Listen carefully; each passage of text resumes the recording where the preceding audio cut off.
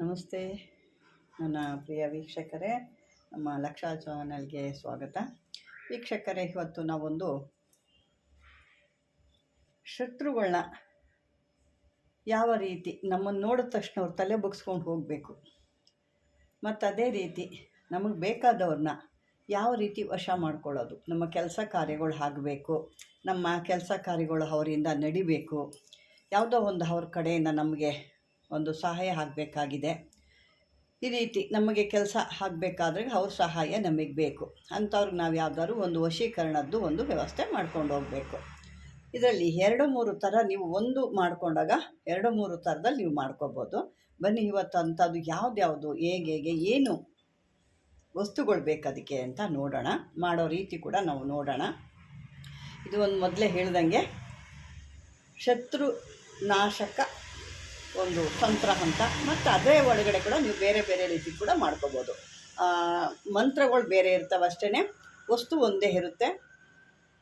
ಮಂತ್ರಗಳನ್ನ ನೀವು ಬೇರೆ ಬೇರೆ ವಶೀಕರಣದ್ದು ಬೇಕು ಅಂದರೆ ವಶೀಕರಣದ್ದು ಮಂತ್ರ ಹೇಳಬೇಕಾಗುತ್ತೆ. ಶತ್ರು ನಾಶ ಮಾಡಬೇಕು ಅಥವಾ ಉಚ್ಚಾಟನೆ ಮಾಡಬೇಕು ಅಂದಾಗ ಉಚ್ಚಾಟನೆ ಮಂತ್ರ ಅಥವಾ ನಾಶಕ ಮಂತ್ರ, ಶತ್ರು ನಾಶಕ ಮಂತ್ರ ಅಂತ ಕೂಡ ಹೇಳ್ಬೋದು. ಈ ವಸ್ತುಗಳು ಮಾತ್ರ ಒಂದೇ ಇರುತ್ತೆ. ಅಂಥ ಒಂದು ಅಂಜನ ಅಥವಾ ಮೈ ಅಥವಾ ಅಂಜನ ಏನು ಅನ್ನೋದು ಇವತ್ತು ನಾವು ನೋಡೋಣ. ಇದಕ್ಕೆ ಬೇಕಾಗುವಂಥ ವಸ್ತುಗಳು ಇವಾಗ ತೋರಿಸ್ತೀನಿ ನಿಮಗೆ. ಈ ಬಜೆ ಒಂದು ಬಜೆ ಬೇಕಾಗುತ್ತೆ.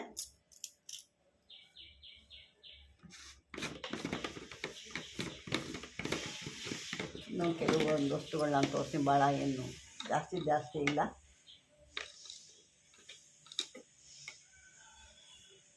ಇದನ್ನು ನೋಡಿ, ನಾನು ಸಾಕಷ್ಟು ಬಾರಿ ತೋರಿಸಿದ್ದೆ.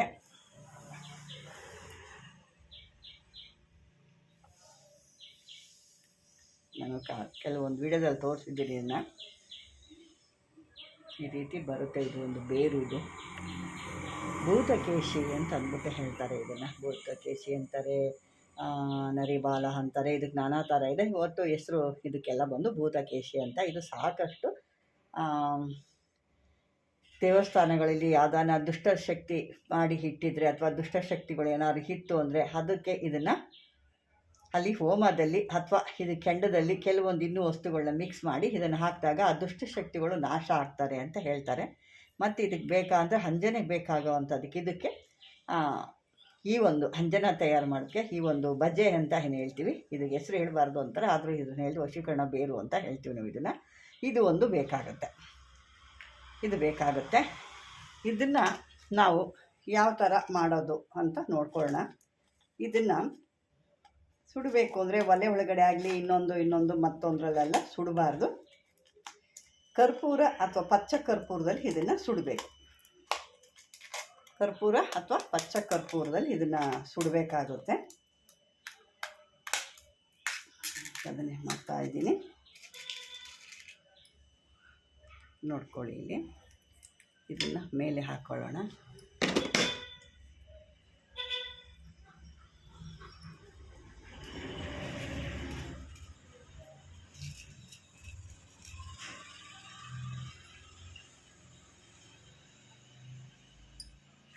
ಈ ಒಂದು ಹಾಕ್ಕೊಳ್ಳೋಣ. ಇದನ್ನು ಈಗ ಸುಡಬೇಕು. ಇದನ್ನು ಪೂರ್ತಿಯಾಗಿ ಸುಡಬೇಕು.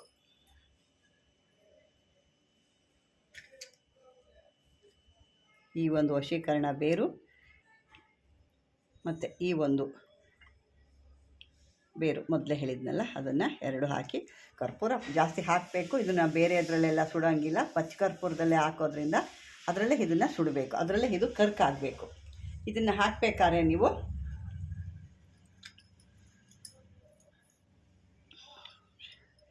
ಅಂದರೆ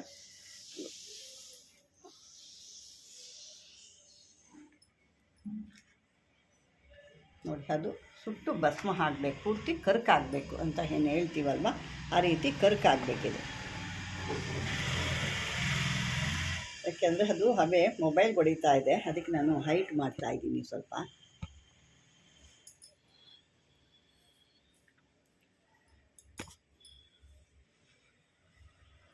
ಇದನ್ನು ಪೂರ್ತಿ ಭಸ್ಮ ಹಾಕಬೇಕು.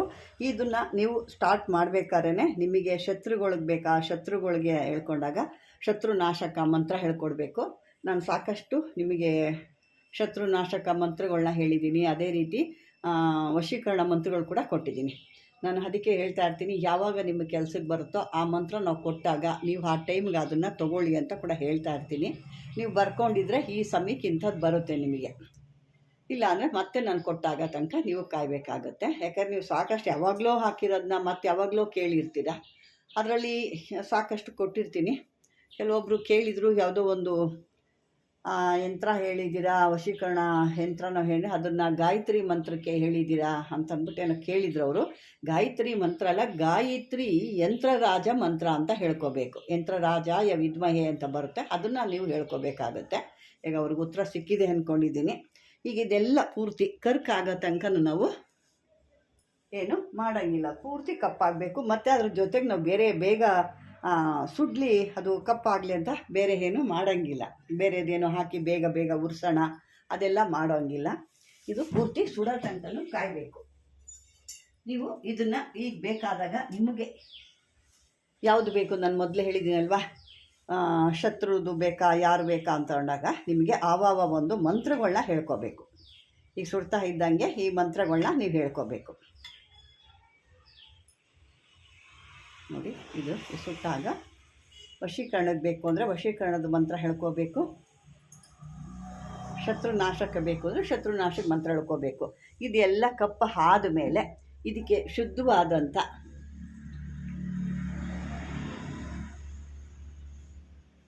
ತುಪ್ಪ ಅಥವಾ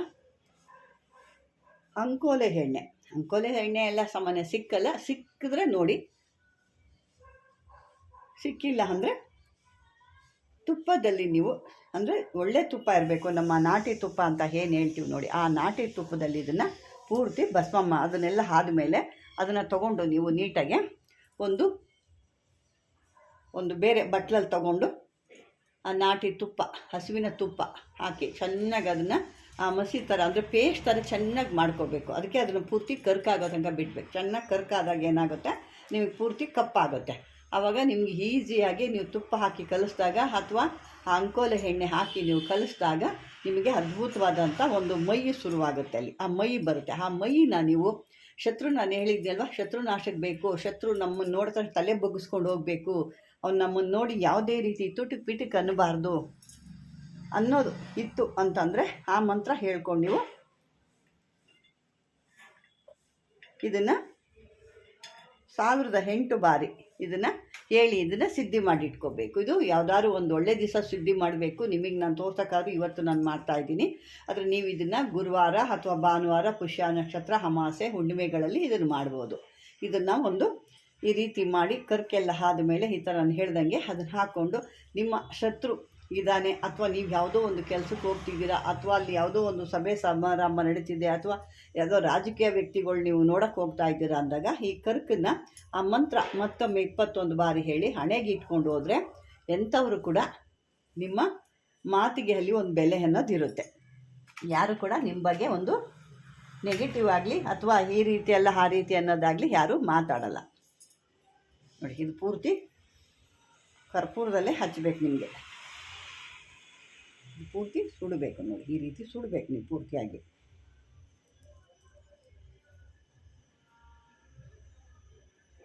ಈಗ ಕೆಲವೊಂದು ಸುಡುತ್ತೆ, ಕೆಲವೊಂದು ಸುಡಲ್ಲ. ನೋಡಿ, ಇದು ಭೂತ ರಾಕಾಸಿ ಅಂತ ಅಂದ್ಬಿಟ್ಟು ಇದು ಭಾಳನೇ ಶತ್ರು ನಾಶ ಮಾಡೋಕ್ಕಂತೂ ಭಾಳ ಅದ್ಭುತವಾಗಿ ಕೆಲಸ ಮಾಡುತ್ತೆ.